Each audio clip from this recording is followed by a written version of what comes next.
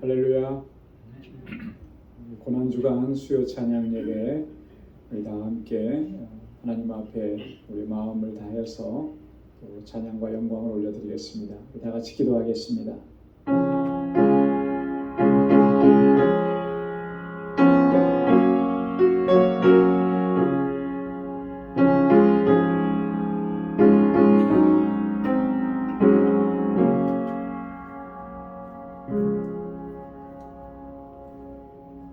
그는 실로 우리의 질고를 지고 우리의 슬픔을 당하였거늘 우리는 생각하기를 그는 징벌을 받아서 하나님에게 맞으며 고난을 당한다 하였노라.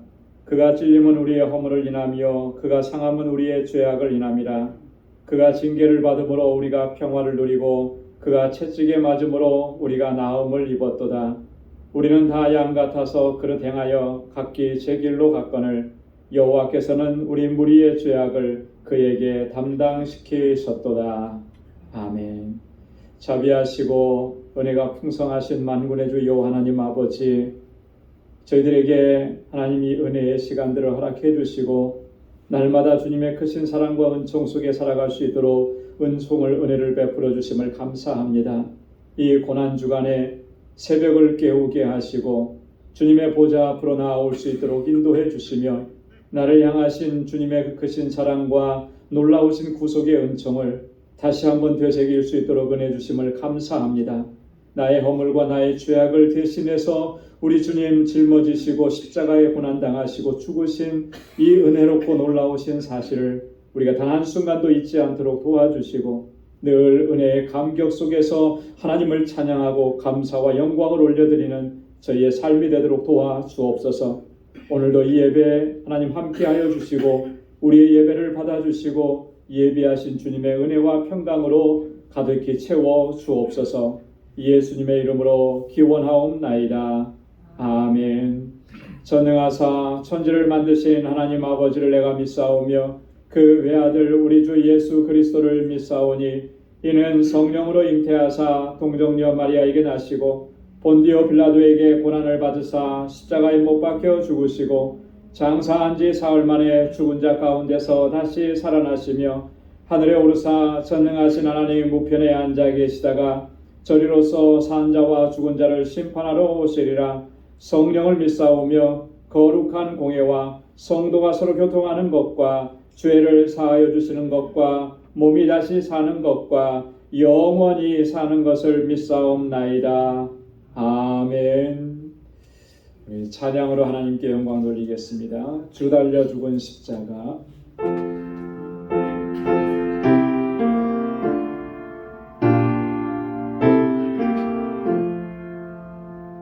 주 달려 죽은 십자가 우리가 생각할 때에 세상에 속한 욕심을 헛된 줄 알고 버리네.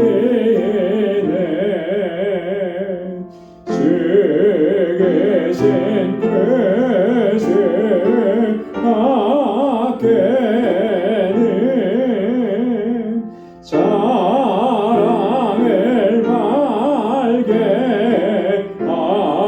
하소서. 오열의 공로 입어서 교만한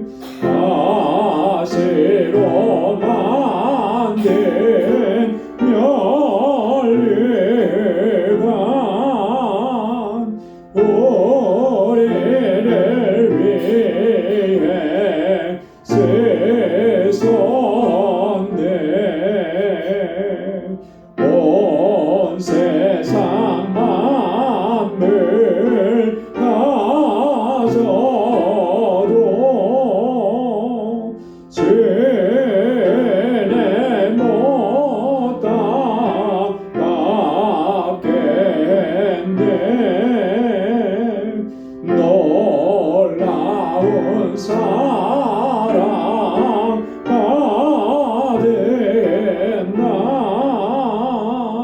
몸으로 잼을 삼겠네. 3절 4절이요. 못 박힌 손발 보니 큰 잡이 나타내셨네.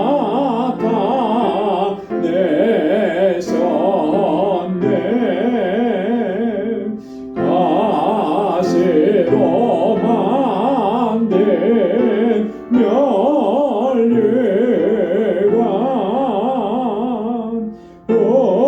우리를 위해 쓰셨네. 온 세상 만물 가져도 주내 못 따라가겠네.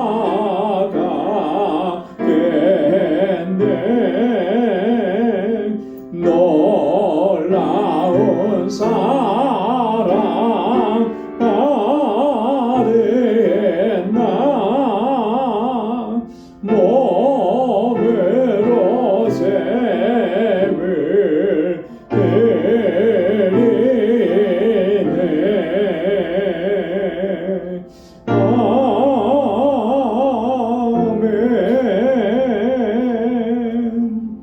아멘. 갈보리산 위에 십자가 섰으니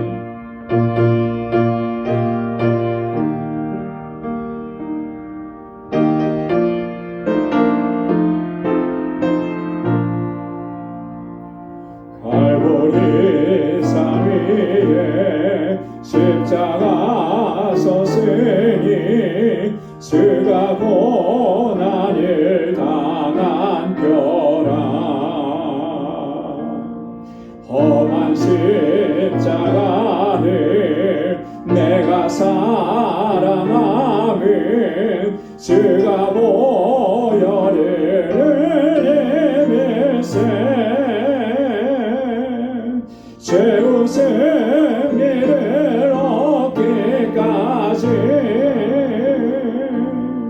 주의 십자가 사랑하리.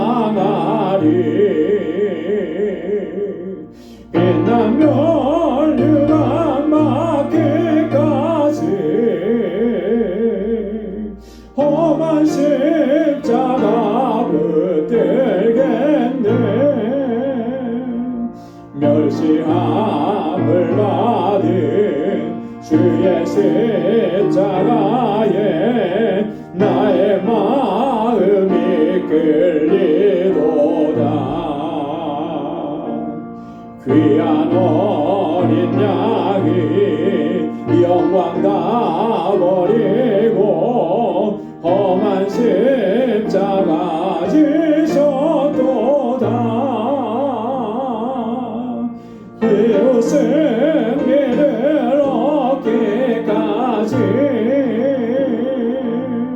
주의 십자가 사랑하리. 빛난 면류관 맞기까지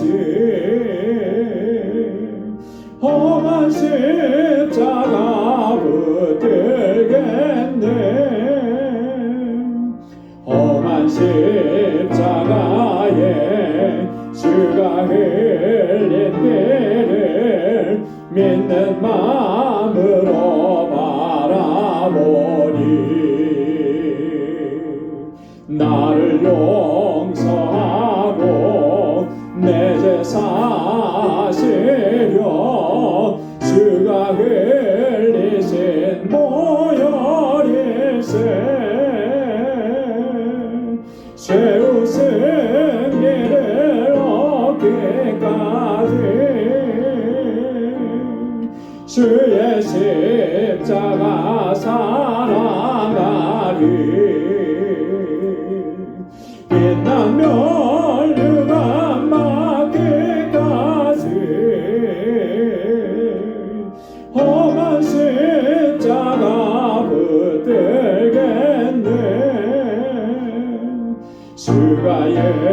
예비하신 본향쯤은 집에 나를 부르실 그날까지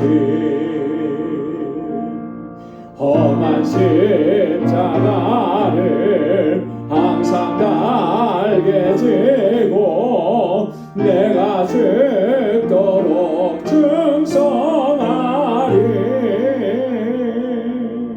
세우신 길을 얻기까지 주의 십자가 사랑하리 빛난 혈류관 받기까지 험한 십자가 붙들겠네. 아멘. 만왕의 왕 내 주께서 힘차게 찬양하겠습니다.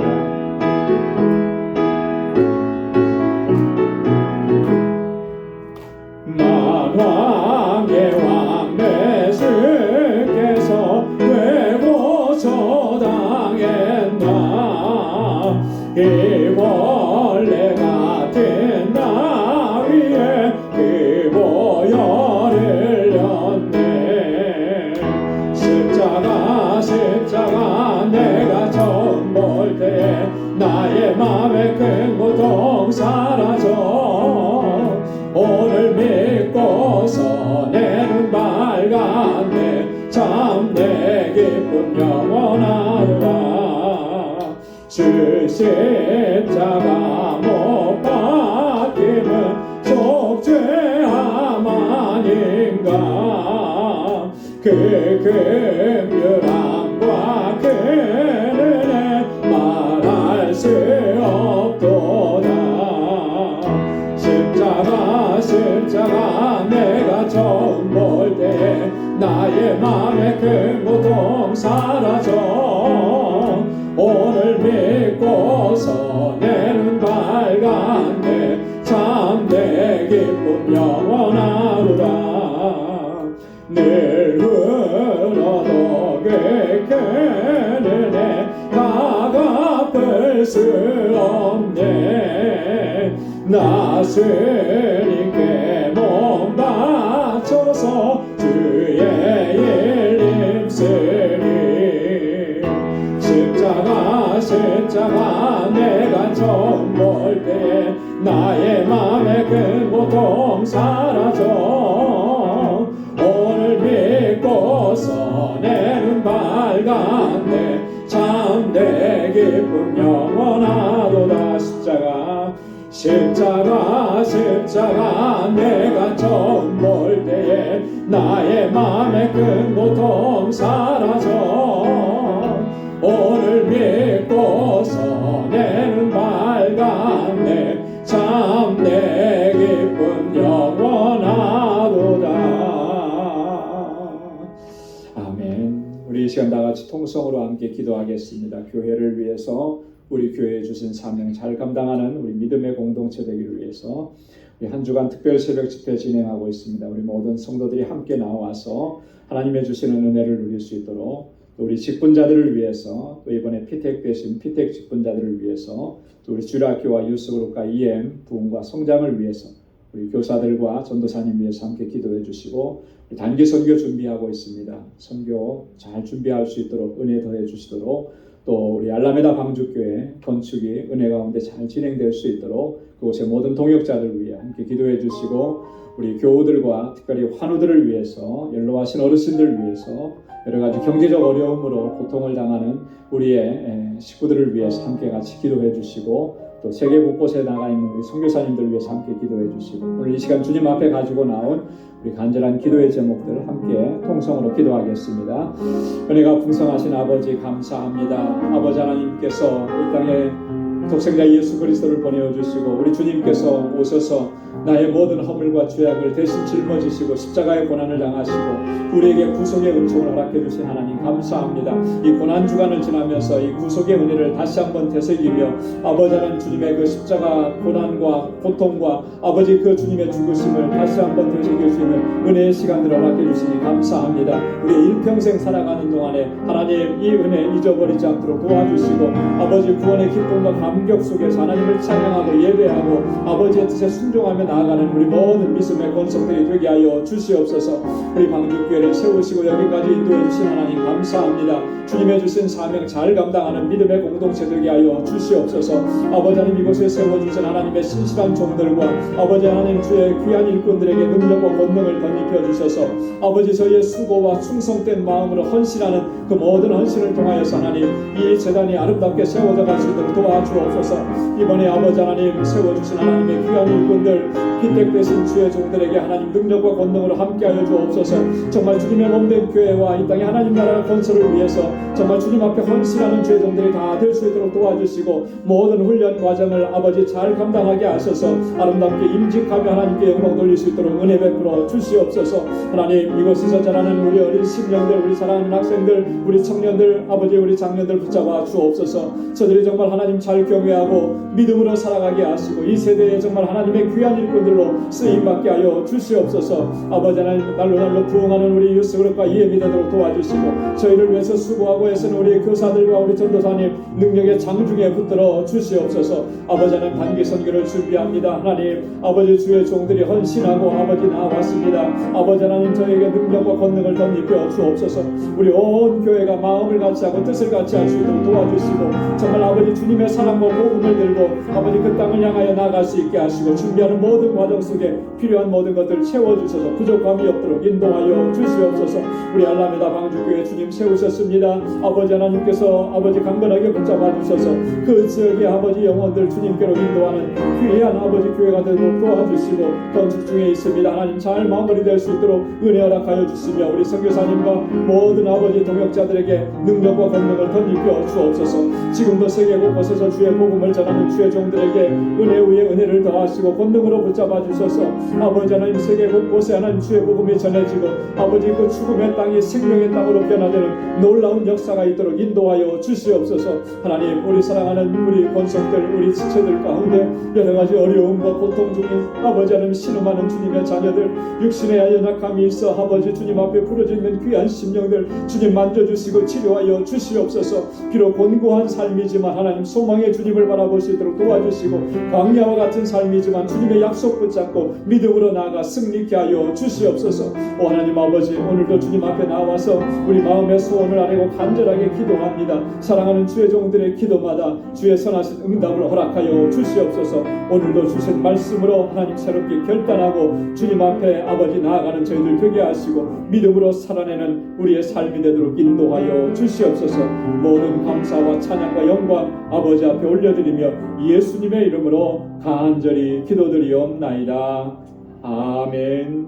아멘.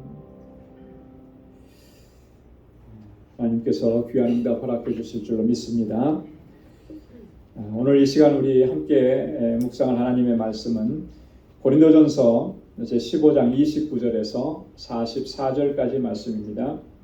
고린도전서 15장 29절에서 44절. 우리 한 절씩 교독하도록 하겠습니다. 29절부터 보겠습니다. 만일 죽은 자들이 도무지 살지 못하면 죽은 자들을 위하여 세례받는 자들이 무엇을 하겠느냐? 어찌하여 저희를 위하여 세례를 받느냐? 형제들아 내가 그리스도 예수 우리 주 안에서 가진 바 너희에게 대한 나의 자랑을 두고 단언하노니 나는 날마다 죽노라. 내가 몸처럼 에베소에서 맹수도 더불어 싸웠으면 내게 무슨 이익이 있느냐? 죽은 자가 살지 못할 것이면 내일 죽을 터이니 먹고 마시자 하리라. 속지 말라. 악한 동무들은 선한 행실을 더럽히나니 의를 행하고 죄를 짓지 말라. 하나님을 알지 못하는 자가 아니고 내가 너희를 부끄럽게 하기 위하여 말하노라. 누가 묻기를 죽은 자들이 어떻게 다시 살며 어떠한 몸으로 오느냐 하리니 어리석은 자는 너희 부르는 시간 하지 않으면 살아나니 또 너의 뿌리는 것은 장래 형체를 뿌리는 것이 아니요 다만 밀이나 다른 것의 알갱이 뿐이로되 하나님이 그 뜻대로 저에게 형체를 주시되 각종 자에게 그 형체를 주십니다. 육체는 다 같은 육체가 아니니 하나는 사람의 육체요 하나는 짐승의 육체요 하나는 새의 육체요 하나는 물고기의 육체라. 하늘에 속한 형체도 있고 땅에 속한 형체도 있으나 하늘에 속한 자의 영광이 따로 있고 땅에 속한 자의 영광이 따로 있습니다. 해의 영광도 다르며 달의 영광도 다르며 별의 영광도 다른데 별과 별의 영광이 다르도다.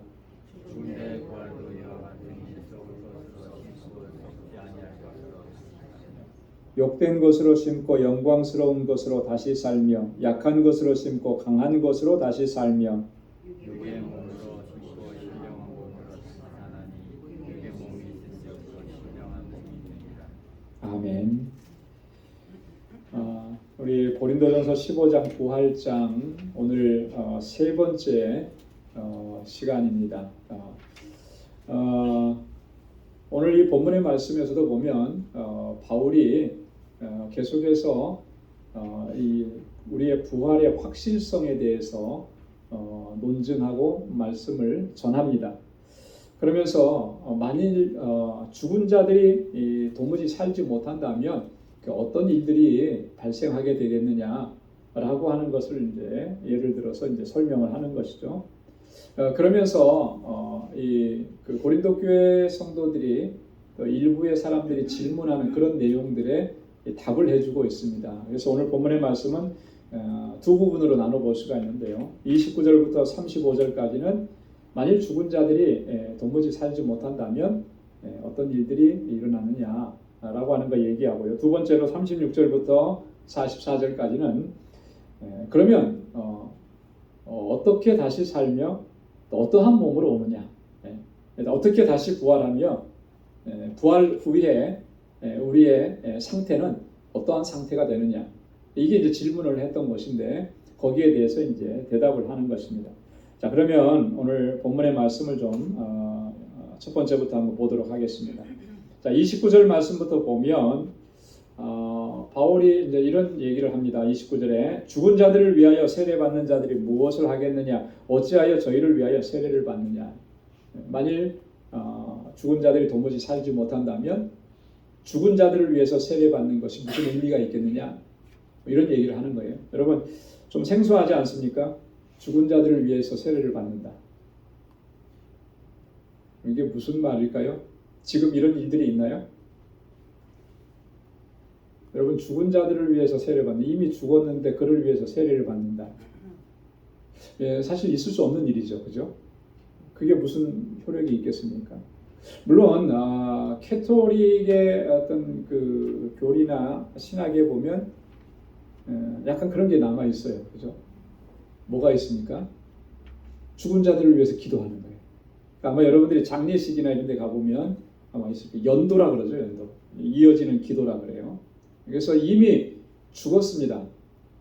근데 그 캐톨릭 신자들은 그 장례식장에 모여가지고 그 기도집이라는 조그만 책자가 있어요. 그걸 보면서 계속 읽으면서 기도하는 거예요. 성자의 이름으로 이렇게 세인트의 이름으로 내가 기도하니 이 죽은 사람이 어디를 가게 해주시오. 그러면서 계속 기도하는 거예요. 죽은 자를 위해서 기도하는 거죠. 여러분 이게 성경적으로 맞는 얘기일까요? 그 캐톨릭 신학의 가장 오류 중에 하나가 바로 이런 부분인데요. 이미 이 땅에서 육신이 생명이 끝났으면 더 이상 할 수 있는 게 없어요, 그죠? 이 육체의 생명이 끝났다라고 하는 것은 지금 하나님의 심판대 앞에 서 있다라고 하는 것 똑같아요. 돌이킬 수가 없는 거예요. 마치 뭐와 같으냐면 노아가 방주를 지어놓고 비가 내리기 시작하고 홍수가 나니까 문을 닫아버렸습니다. 문이 닫히고 나서는 다시는 어느 누구도 그 방주 안으로 들어갈 수가 없는 거죠. 그것과 똑같은 거예요. 자, 이제 오늘 본문의 내용도 바로 그런 의미예요. 죽은 자들을 위해서 세례를 받는다? 이게 사실 있을 수 없는 거죠. 그런데 바울 당시에 이때는 신학적으로 뭐가 정립이 되어 있는 그런 상태가 아니니까 이 고린도 교회 안에도 이런 현상들이 있었다라고 하는 거예요. 그런 현상이 있었다라고 하는 것이지 이게 옳다라고 하는 것을 얘기하는 거 아닙니다. 그리고 바울은 단 한 번도 이것을 옳다고 이야기한 적이 없어요. 하지만 너희 가운데 그렇게 행하는 그 모습을 보면서 이제 한 가지 예를 드는 거죠. 만약에 죽은 자가 도무지 살지 못하고 죽은 자가 부활을 하지 않는다 그러면 너희가 지금 죽은 자들을 위해서 세례를 받는다고 하는데 그게 무슨 의미가 있겠느냐, 무슨 효력이 있겠느냐, 이제 이런 반문인 거예요. 여러분, 이 세례를 들어서 예를 했잖아요, 그죠? 세례를 들었습니다. 세례. 여러분, 세례가 어떤 의미가 있습니까? 분명히 세례에 중요한 의미가 있고 이게 부활과 연결이 되기 때문에 지금 얘기하는 거잖아요. 세례는 우리가 일반적으로 우리 장로교나 뭐 감리교나 뭐 이런 데서는 세례식을 굉장히 아주 간략하게 세례식을 해요, 그죠? 성수를 목회자가 찍어서 세례받는 이의 이마에 이렇게 얹습니다. 그리고 성부와 성자와 성령의 이름으로 세례를 주노라 그렇게 하거든요. 근데 본래 세례는 사실은 침례죠, 침례. 여러분, 침례라는 게 뭐예요? 완전히 물에 잠긴다는 거예요, 침례. 그래서 침례교라든지 오순절 계통의 교회들은 다 지금 세례식을 하면 다 침례를 합니다. 자, 그걸 생각해 보면 물속에 완전히 들어가는 거예요. 들어가는 건 뭘 의미하겠습니까? 내가 예수님과 함께 죽는다라고 하는 걸 의미합니다. 죽었다라고 하는 걸 의미하는 거예요. 자, 그런데 들어가 있지만 않고 다시 나오죠. 그건 뭐예요? 예수님께서 부활하신 것처럼 나도 다시 산다라고 하는 거예요. 그러니까 세례에는 이 두 가지 의미가 있는 거예요. 예수 그리스도와 함께 죽고 예수 그리스도와 함께 다시 산다는 것. 이게 부활이 이 안에 부활의 의미가 담겨져 있는 거예요. 자, 너희가 부활은 믿지 않으면서 죽은 자들을 위해서 세례한다? 이게 말이 안 되지 않느냐, 이제 바울이 그 얘기를 하는 것입니다. 여러분, 세례 받는 것은 사실 부활을 소망하면서 받는 거예요, 그죠? 세례 받았을 때 우리가 어떤 신앙을 확고하게 갖는 거냐면 부활의 신앙을 갖는 것입니다. 예수 그리스도와 함께 다시 살았다라고 하는 걸 내가 확신하고 믿는 거예요.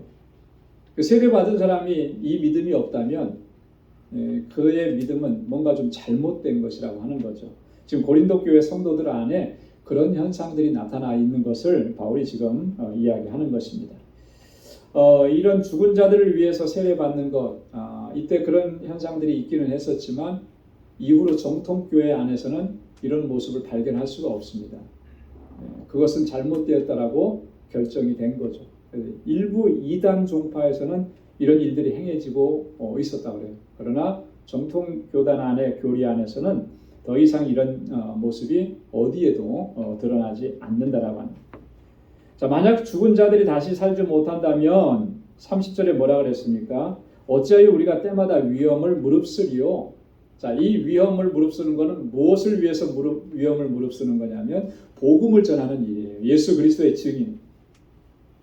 여러분, 지금은 전도한다고 해서 우리가 어떤 해를 입거나 이런 일들이 별로 없어요. 물론 가끔 뭐 그런 일이 있겠죠. 방해를 받고 뭐 이렇게 해코지를 당하고 이런 일들이 가끔은 있겠지만 전반적으로 지금은 그렇지 않아요. 그러나 이 시대는 달랐다라고 하는 거죠. 복음을 전하는 일은 정말 죽음을 각오하는 일이었다라고 하는 거예요. 그래서 바울이 복음을 전파하면서 얼마나 고생하고 핍박을 당하고 환난을 당하고, 그래서 바울이 자신이 쓴 편지 안에 자신이 당했던 그런 고난들, 핍박들을, 죽음의 위협들을 종종 기록을 했습니다. 그게 바로 고린도전서 4장 9절로 13절, 그리고 고린도후서 11장 23절로 27절에 아주 자세하게 기록을 해놨어요.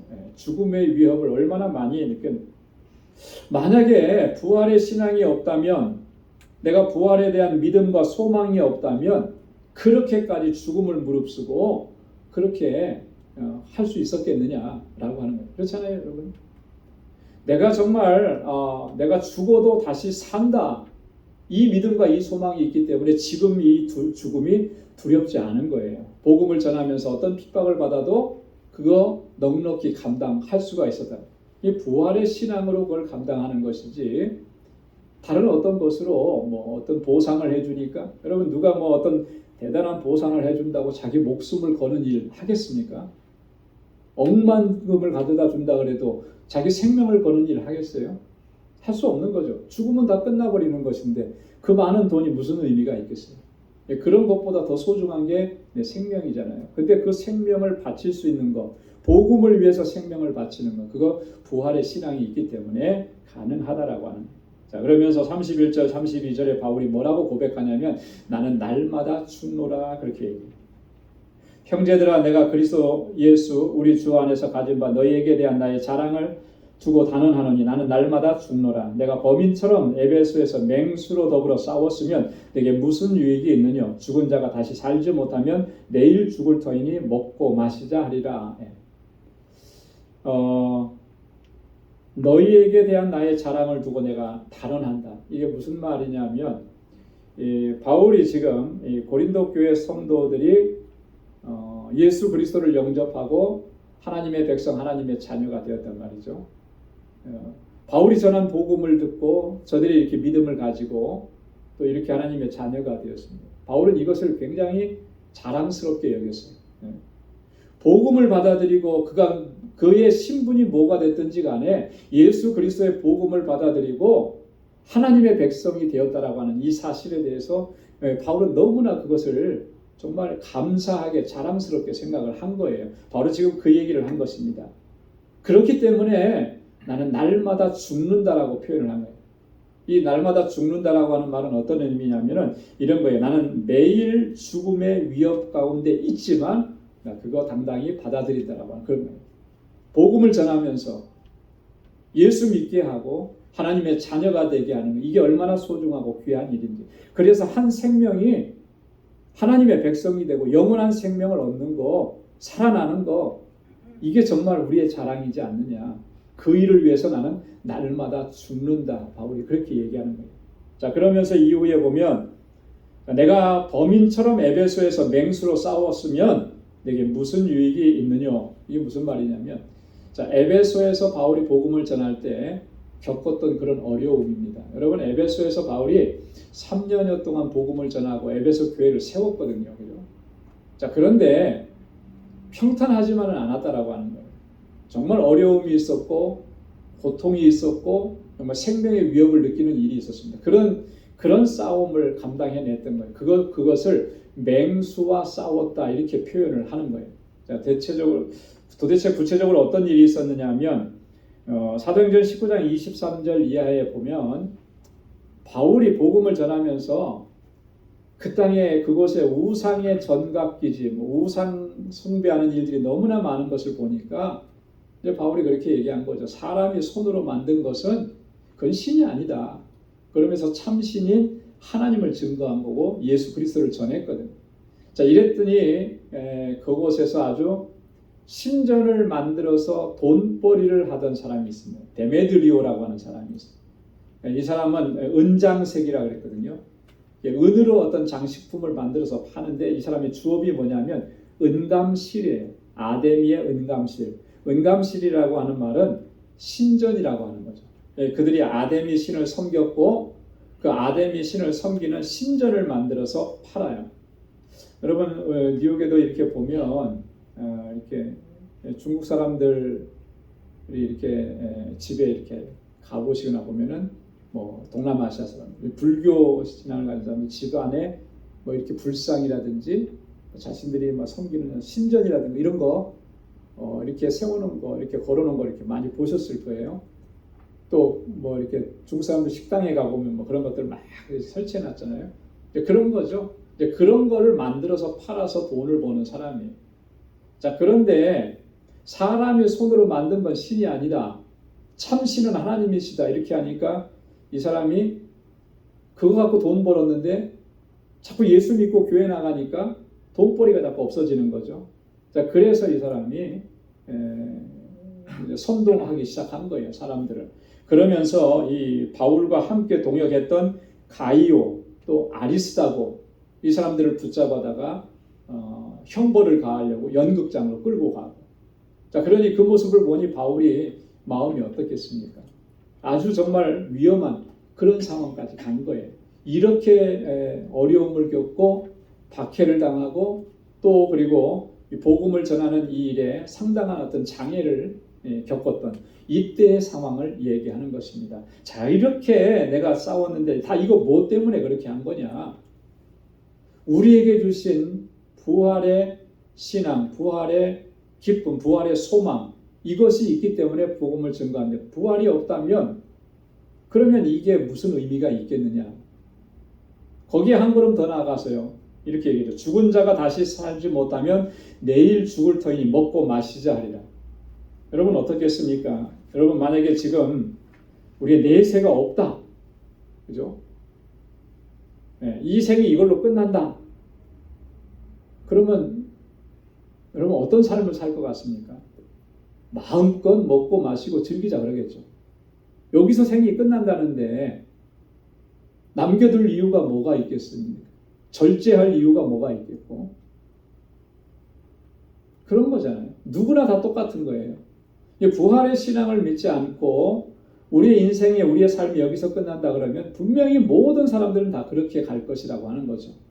자, 그런데 그렇게 하는 태도에 대해서 바울이 분명하게 지적을 하는 것입니다. 부활의 소망이 없기 때문에 오늘을 즐기자고 하는 이게 얼마나 어리석고 패역한 행위냐. 자, 그런데 이게요, 이스라엘 백성들도 사실 과거에 그렇게 그런 태도를 취했었다라고 하는 거예요. 그래서 바울이 지금 요 구절을 자기가 임의적으로 하는 말이 아니고 이사야 선지자를 통해서 전해 주었던 그 말씀을 지금 인용하는 거예요. 자, 이사야 22장 12절로 13절에 보면 하나님께서 이사야 선지자들을 통해서 이렇게 말씀을 하셨습니다. 우리 한번 같이 읽어볼까요? 그날에 주 만군의 여호와께서 명하사 곡하며 애호하며 머리털을 뜯으며 굵은 배를 따라 뛰라 하셨거늘 너희가 기뻐하며 즐거워하여 소를 잡고 양을 죽여 고기를 먹고 포도주를 마시면서 내일 죽으리니 먹고 마시자 하도다. 이랬잖아요. 그죠? 지금 하나님께서는 너희는 지금 곡해야 될 때이다. 지금 울 때다. 머리털을 뜯고 굵은 배를 입어. 굵은 배를 띠라는 게 뭐예요? 회개하라는 거죠. 너희가 그래야 될 때인데 지금 어떻게 하고 있느냐? 너희가 기뻐하고 즐거워하고 소를 잡고 양을 죽여서 고기를 먹고 포도주 마시면서. 그리고 하는 말이 뭐예요?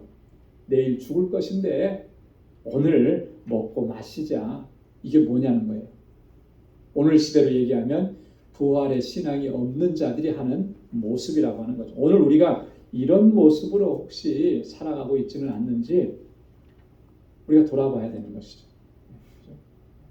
여러분, 우리가 부활의 신앙을 가지고 있다면 결코 이 세상에서의 쾌락과 즐거움을 쫓으면서 살 수는 없는 거예요. 왜요?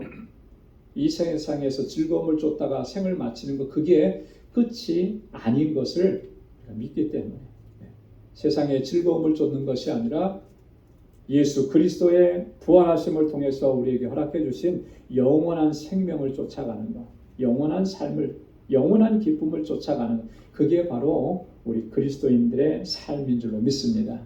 자, 그래서 33절과 34절에 너희는 속지 말라 그래요. 속지 말라. 세상에서 이렇게 말하는 사람들 많이 있지만 너희 속지 말라. 악한 동무들은 선한 행실을 더럽히나니 깨어 의를 행하고 죄를 짓지 말라. 하나님을 알지 못하는 자가 있기로 내가 너희를 부끄럽게 하기 위하여 이 말을 하노라. 하나님의 섭리와 하나님의 역사를 알지 못하는 자들이 너희 가운데 있다는 거예요. 그렇죠? 예. 그래서 너희 그렇게 생각하는 사람, 그렇게 말하는 사람, 그런 태도로 살아가는 사람들을 부끄럽게 하기 위해서 내가 이 말을 한다. 네, 속지 말라는 거예요. 깨어 있으라는 겁니다. 깨어 있어. 여러분, 깨어 있으라는 이 말의 의미는 뭐냐면 술 취함에서 깨어난다라고 하는 거예요. 술 취하지 말라 이런 의미예요. 뭐 잠자다가 깨어나라 이런 의미가 아니고 술 취하지 말고 깨어 있어라. 여러분, 술 취한다라고 하는 이 말은 방탕한 삶을 대표하는 말이잖아요. 그렇죠? 술은 사람을 이렇게 제정신이 아니게 만들죠. 그래서 마음대로 행하도록 하는 거예요. 무질서하고 방탕한 그런 삶으로 이끌어가는 게 이게 술이라는 거예요. 그죠? 성경에도 보면 술 때문에 엄청난 사건을 저지른 사람들이 종종 나옵니다.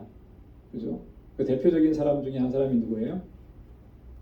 노아가 술을 너무 많이 마셔가지고 못 볼 꼴을 보였잖아요. 그죠? 노아가 그랬었죠. 예. 그리고 이 아브라함의 조카 롯의 또 그리고 그 자녀들이 한 모습도 보면 아버지를 통해서 자녀를 퍼뜨리자 했는데 그때 사용했던 도구가 뭐예요? 술이에요, 술. 아버지에게 술을 먹여가지고. 여러분, 이런 것들이요, 이 술이 얼마나 사람을 방탕하게 만들고 파멸로 만드는지 모릅니다. 그래서 여기서 깨어 있으라는 말은 이런 술 취하지 말라라고 하는 거예요. 이 방탕한 삶에서 벗어나야 된다라고 하는 거죠. 그래서 에베소서 5장 18절에 보면 술 취하지 말라 이는 방탕한 것이니 오직 성령의 충만을 받으라 그랬습니다. 너희는 의를 행하라 그랬잖아요. 의를. 이 의를 행한다라고 하는 말은 정당하게 행하라고 하는 의미인데 하나님의 뜻을 쫓아 행하라라고 하는 거예요. 여기서 말하는 의는 하나님의 뜻이잖아요. 우리는 무엇을 하든지 하나님의 뜻을 추구해야 된다라고 하는 거죠. 그리고 죄를 짓지 말라. 의를 행하라고 하는 말과 같은 의미죠. 하나님의 뜻을 쫓아 행하면 죄를 짓지 않게 되는 거죠. 하나님의 뜻을 저버리는 것, 그게 바로 죄를 짓는 거예요. 여러분, 우리가 정말 부활의 신앙을 가지고 이 땅을 살아가는 그 삶의 자세가 어떠해야 하는지 바울이 여기서 분명하게 얘기하는 거예요. 여러분, 이 신앙과 이 믿음이 있다면 이 땅에서 사는 동안에 허투루게 살아갈 수는 없는 거죠. 주님의 주시는 이 은혜 안에서 늘 거룩함을 쫓아가고 의를 쫓아가고 또 하나님의 뜻을 쫓아가는 저와 여러분들의 삶이 될 수 있기를 주님의 이름으로 축원합니다. 자, 그 다음에 이제 두 번째 단락에서 그러면 어떻게 다시 살며 어떠한 몸으로 오느냐. 35절에 그랬습니다. 누가 묻기를 죽은 자들이 어떻게 다시 살며. 여러분 궁금하시잖아요. 그죠? 죽은 자가 어떻게 다시 삽니까? 우리가 다시 살릴 수 있습니까? 우리는 살릴 수 없죠. 어떤 현대의학이 아무리 발달해도 죽은 자를 다시 살릴 수는 없는 거예요. 죽어가는 사람을 의학의 기술로 살릴 수는 있겠지만 이미 죽은 자는 살릴 수가 없는 거죠. 자, 그러니까 이 부활한다라고 하는 것이 어떻게 되는 것인지 사실 우리가 잘 모르고 또 이해하기가 어려울 때가 있어요. 자, 그리고 어떠한 몸으로 오느냐. 부활하고 나면 부활 이후의 몸의 상태는 어떤 몸인가. 이거 굉장히 궁금해하시는 분들도 참 많고요. 어떤 분이 그러더라고요. 이 부활하고 나면 다들 부활체로 만나면 우리가 다 이렇게 누구야 반갑다 이렇게 만나는 그런 모습으로 부활하는 거 아니겠느냐 이제 이렇게 생각을 합니다. 여러분 과연 그럴까? 이 땅에 살면서 내가 신앙생활하고 예수 믿었다 그러면 만약에 그렇게 해서 내가 저 사람은 나의 아버지였고 나의 자녀였고 이걸 다 우리가 확인할 수 있는 그런 부활이라면 그렇게 인지할 수 있는 부활이라면 이 세상에서 사는 모습과 부활 이후의 천국에서 모습은 별반 다를 게 없을 것 같아요. 왜요? 관계가 다 그렇게 형성이 되어버리니까. 여러분 과연 부활은 그런 모습으로 되는 것일까? 우리가 이 부활체, 부활의 몸으로 다시 산다고 그랬을 때 우리 자신이 누구인지 내가 이 부활의 몸으로 다시 살아가는데 그런 관계가 다시 형성이 되는 것일까? 이런 것들에 대한 어떤 궁금점들이 상당히 많다라고 하는 거죠. 이런 전반적인 것들에 대해서 바울이 지금 오늘과 또 다음 주에 나눌 말씀을 통해서 이제 이야기를 해주고 있습니다. 어떻게 우리가 부활하고 다시 살게 되느냐? 바울이 한 가지 예를 듭니다. 그 예가 뭐냐면 씨의 비유예요. 씨앗의 비유라고 하는 거죠. 36절부터 38절까지 말씀해 보면 너희가 뿌리는 씨가 죽지 않으면 살아나지 못하겠고 또 너희의 뿌리는 것은 장래 형체를 뿌리는 것이 아니요 다만 밀이나 다른 것의 알갱이뿐이로다. 우리가 씨를 뿌려서 이제 봄이 되었으니까 아마 파종하고 씨도 뿌리게 되는데 씨를 뿌려서 그것이 싹이 트고 이렇게 한 식물로 이렇게 자라가는 그런 모습을 볼 때 어떤 식물이 있을 때 그 식물을 예를 들어서 뭐 배추라 그래요. 배추를 거둘 때 과연 이걸 어떻게 처음에 하느냐, 씨를 뿌리냐. 씨를 뿌렸을 때 배추를 그대로 심는 건 아니라는 거죠. 그죠? 씨앗을 뿌리는 거죠.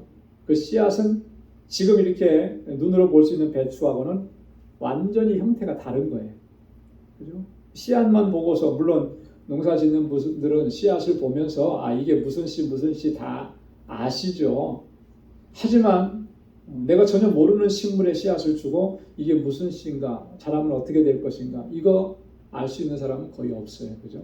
이렇게 완전히 다른 거라는 거예요. 자, 그런데 이 씨앗은 이렇게 자라갈 때 원리가 어떠냐? 이 씨앗이 땅에 떨어져서 썩어져서 죽으면 싹이 나고 한 식물로 자라가지만 죽지 아니하면 어떻다는 거예요? 그 씨앗 하나를 그대로 남아 있는다라고 하는 거예요. 예수님께서도 이 비유를 통해서 말씀을 해주신 적이 있습니다. 요한복음 12장 24절에 내가 진실로 진실로 너에게 이르노니 한 알의 밀이 땅에 떨어져 죽지 아니하면 한 알 그대로 있고 죽으면 많은 열매를 맺나니. 이게 자연의 이치인 거죠. 자연의 섭리인 거예요. 하나님께서 씨앗을 통해서 또 다른 풍성한 열매를 맺게 하시는 과정이 자연의 섭리 법칙으로 이렇게 두신 거잖아요. 그래서 우리가 텃밭 농사를 해도 이런 원리에 의해서 우리가 많은 소출을 거두게 되는 것이죠. 예수님의 이 비유는 우리 성도들, 하나님의 자녀들이 이 땅에서 정말 죽어지고 하늘의 미랄이 되어서 죽어져야 많은 생명들을 하나님께로 인도할 수 있다라고 하는 것, 그것을 비유로 설명을 한 건데, 바울은 지금 이 비유를 무엇으로 가져오느냐면 부활로 가져오는 거예요. 부활로 가져와서 설명을 하는 거죠. 씨가 밭에 뿌려져서 죽어서 썩어져야 새로운 싹이 틔우게 되는 것처럼 오늘 우리의 부활도 그런 과정을 겪는다라고. 그래서 이 씨라고 하는 부분은 바로 이 육체를 가진 인간의 죽음을 얘기하는 거예요. 그죠? 그리고 싹을 틔워서 자라게 된다라고 하는 것은 이 죽음으로 인해서 예수 그리스도의 생명이 있는 사람은 전혀 다른 새로운 존재로 부활하게 되는 것이죠. 이것을 설명을 하는 거예요. 그것은 마치 자연의 이치와 같다라고 하는 거예요. 그래서 이 육체가, 여러분, 우리의 육체는요, 한 사람도 예외 없이 다 썩어져서 죽게 되어 있는 거예요. 그죠? 흙에서 만들어졌기 때문에 땅에 묻히게 되는 것이고 나중에는 그 흔적도 찾아볼 수가 없는 거죠. 그렇지만 그걸로 우리가 끝나버리느냐면 그렇지 않다는, 하나님께서는 우리를 영적 존재로 만드셨고 영원한 하나님의 나라에서 거하게 하셨고 다시 우리를 살리시는 거죠. 그때에 살리실 때에 우리는 무엇을 입느냐면 육체를 입는데 부활체를 입는 거예요. 부활의 몸을 입는 거죠. 어떤 분들은 그래요. 땅에서 내가 이렇게 죽었으니까 다시 그 몸이 하나님께서 창조하실 때처럼 차차차 이렇게 변화를 일으켜서 그 몸을 다시 입는 것이 아니냐. 그래서 어떤 분은 그래요. 나는 이렇게 절대로 화장하면 안 된다. 화장하면 몸이 다 없어지니까. 그러면 부활할 때 나는 몸이 없어서 부활 못하는 거 아니에요. 이거 걱정하시고 염려하시는 분들이 참 많았어요. 그럼 제가 질문을 이렇게 드리는 거예요. 네. 그러면 땅에 묻히면은 그 모습이 그대로 계시냐고. 그렇지 않잖아요. 땅에 묻혀도 다 없어지잖아요. 나중에 이장할 때 이렇게 보니까 잘 보존된 분들은 뼈만 몇 개 남아있더라고요. 그럼 이분은 어떻게 되겠습니까? 좀 극단적인 경우에는 실종이 돼서 시신을 못 찾는 경우. 그죠? 저기 밀림지대나 이런 데 가보니까 가끔 그런 일들이 있더라고요. 짐승에게 잡혀가지고 흔적도 없어지는 경우. 이런 경우는 어떻게 되겠어요? 완전히 그 몸이 없어져 버렸는데 그 짐승의 배설물로 나와버립니다. 이 그런 거 아니라는 거예요. 이 육체는 이 땅에서 그렇게 소멸되고 흙으로 돌아가죠. 그러나 주님께서 다시 오시는 날 우리를 부활시키실 때에는 부활의 몸으로 다시 사는 거예요. 그 부활의 몸이 어떤 상태냐라고 하는 것이 바울이 이 뒤에 계속 설명을 해주고 있다라고 하는 거예요. 자, 씨를 뿌릴 때 우리가 장래의 형체를 뿌리는 것이 아니다라고 하는 것도 얘기하죠.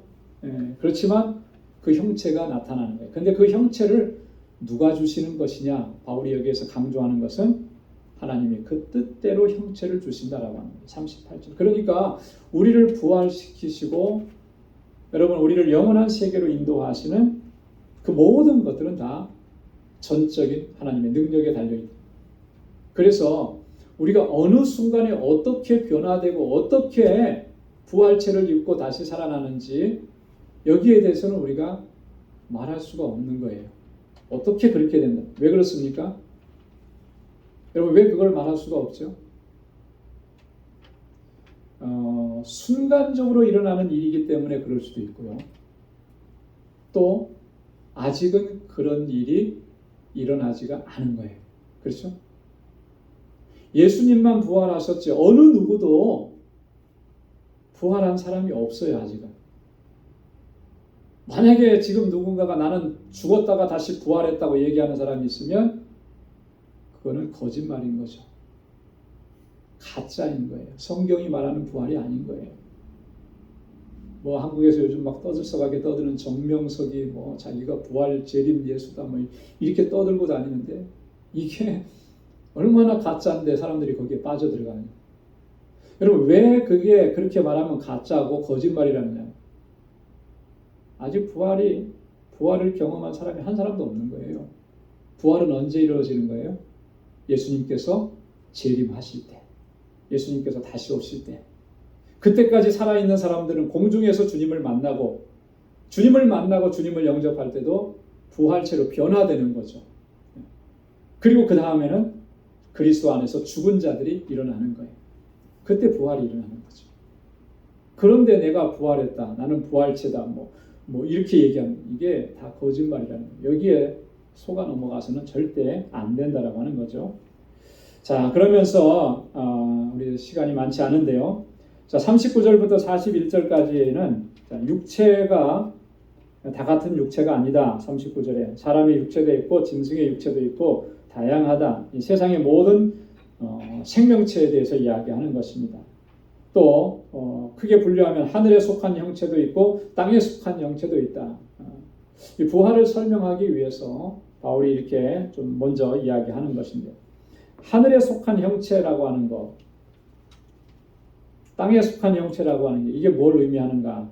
일단 땅에 속한 형체라고 하는 것은 앞에 39절에서 얘기한 이 땅에 있는 모든 생명체들을 얘기하는 거예요. 사람을 포함해서 모든 짐승, 물고기, 새, 육체를 가진, 몸을 가진 그런 생명체들을 얘기하는 거예요. 하늘에 속한 생명체는 과연 뭘까? 그러면 이게 영적인 생명체를 얘기하는 것일까?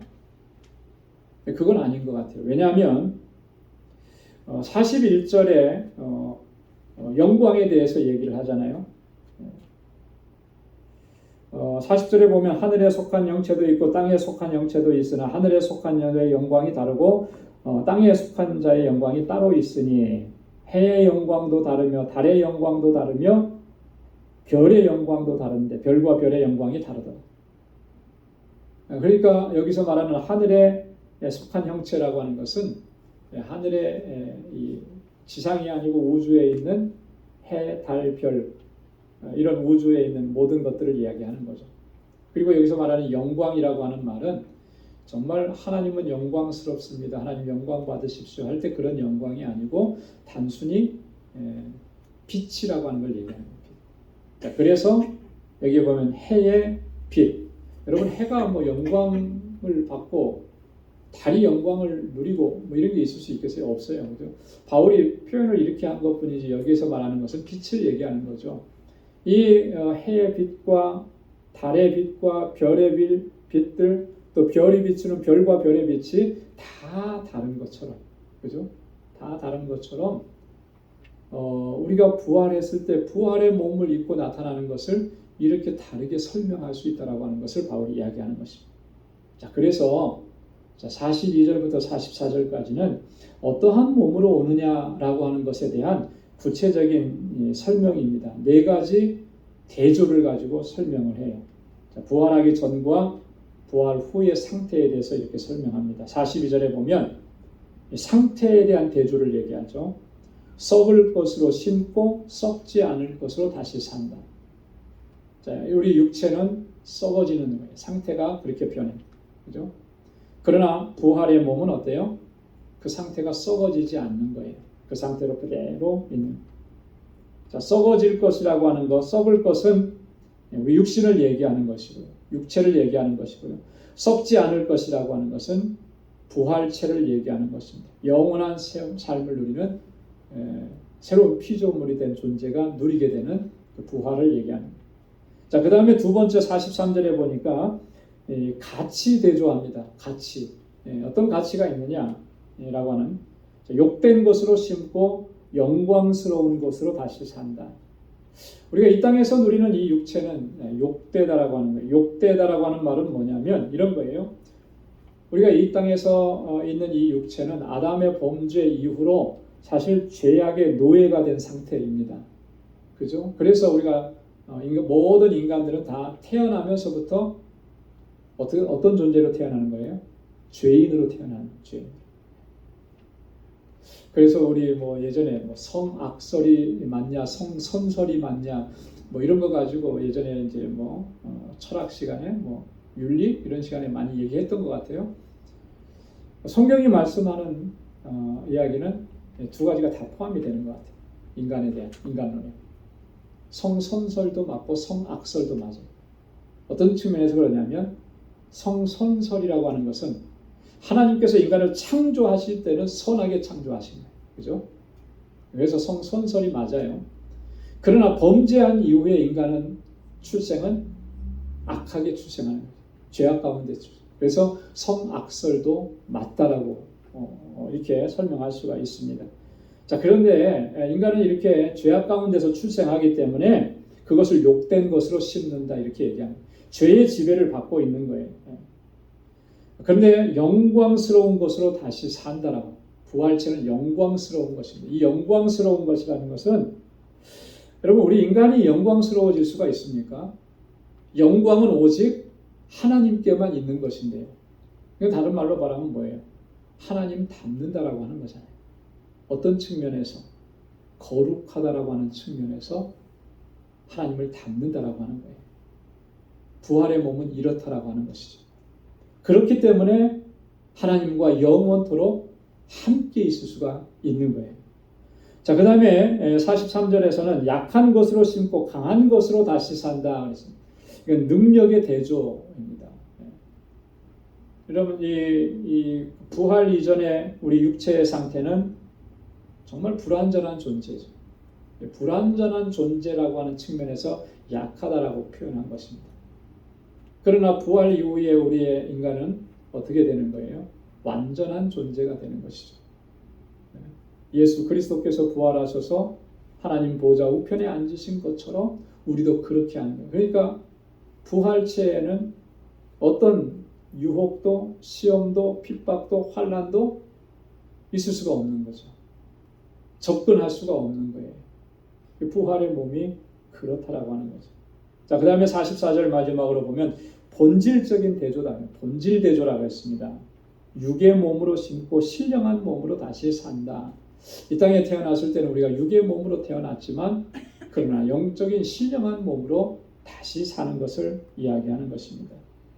육의 몸은 죄악된 본성을 그대로 가지고 우리가 태어나지만 그러나 신령한 몸은 예수 그리스도의 우리를 새롭게 해주시는 그런 완전한 몸으로 거룩한 존재로 영원토록 하나님과 함께하게 된다라고 하는 것입니다. 그래서 육의 몸은 저주 아래 있는 존재이기 때문에 욕되고 썩어지고 약할 수밖에 없는 거예요. 그러나 신령한 몸, 부활의 몸은 하나님의 사랑과 능력, 하나님의 완전하심 속에 있기 때문에 늘 영광스럽고 썩지 아니하고 강한 것이라고 합니다. 이렇게 대조된다라고 합니다. 그래서 이 부활의 몸이 어떤 것인지, 부활 이후의 상태가 어떠한 것인지를 바울이 이렇게 1차적으로 설명합니다. 다음 주에 우리가 말씀 나눌 45절 이하에 보면 2차적으로 또 좀 더 구체적으로 설명하는 내용을 볼 수가 있고요. 그리고 장차 주님께서 다시 오실 때 우리가 어떻게 주님을 영접해야 하는지, 어떻게 영접하게 되는지를 이야기합니다. 그러면서 지금 이렇게 고난이 있고 환난이 있고 힘들고 또 시험이 있고 이 힘들고 어려운 이 땅에서의 삶이지만 그 부활의 소망을 가지고 우리가 담대하게 이겨내라고 권고하는 거예요. 이 말씀들은 다음 주에 우리가 함께 살펴보도록 하겠습니다.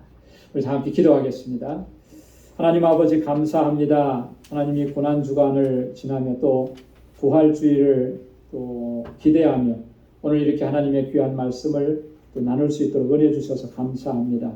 하나님, 이 육신은 정말 죄악 가운데서 출생했지만 주님께서 우리를 위해서 대신 십자가에 달려 죽으시고 우리에게 구속의 은혜를 베풀어 주셔서 하나님 부활의 소망 가운데서 살아갈 수 있도록 하나님 은혜 베풀어 주심을 감사합니다. 하나님 영원하신 주님의 나라를 바라보고 주님의 주시는 권능과 능력을 의지해서 믿음으로 살아가는 저희들 되게 하여 주옵소서. 하나님 항상 거룩하게 하심을 힘써 지켜나갈 수 있도록 도와주시고 이 땅의 것에 매여 사는 삶이 아니라 영원하신 하나님의 나라를 소망하며 아버지 하나님 믿음으로 전진해 나가는 저희들 되게 하여 주옵소서. 예수 그리스도를 증거할 때에 어떠한 시험과 환난과 고난이 와도 넉넉히 이겨낼 수 있는 우리 믿음의 용사들이 다 되게 하여 주옵소서. 우리 방주의 권속들 한 사람 한 사람 또 그 가정을 하나님께서 늘 평강 가운데 지켜주시고 하나님 주님의 주시는 은혜 안에서 승리의 삶을 살아가도록 인도하여 주옵소서. 이제는 우리 주 예수 그리스도의 무한하신 은혜와 하나님 아버지의 크고 놀라우신 사랑과 성령의 위로 교통 충만하심의 역사가 부활의 소망을 가지고 담대하게 믿음으로 나가고 승리의 삶을 살기로 결단하는 우리 방주의 모든 믿음의 권속들과 또 저들의 가정과 직장, 생업의 터전과 학업 위에 이제로부터 영원까지 함께 하시기를 간절히 축원하옵나이다. 아멘.